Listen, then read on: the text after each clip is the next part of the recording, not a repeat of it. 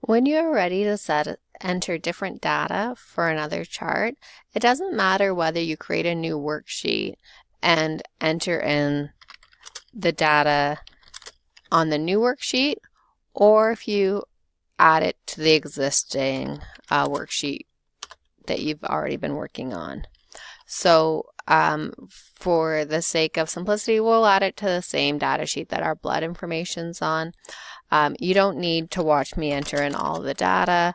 The most important thing, again, is that the information is entered in two different columns. We're not going to use these headings, these column headings, as part of our graph, so you can call them whatever you would like. You can, again, just enter in the data by pressing enter each time. If you want to experiment with entering in it more quickly, when you have a pattern such as in the years, if you highlight it and then drag, Excel will automatically continue generating values according to that pattern.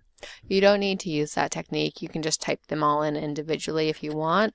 When it comes to the what are we looking at here? Net sales of healthy pharmaceuticals in thousands of dollars each year. Because there is no recognizable pattern, they're not created by a formula, you will just have to enter in each of those values. And the number pad can make entering in values a little bit quicker. But unfortunately, it just takes a bit of time.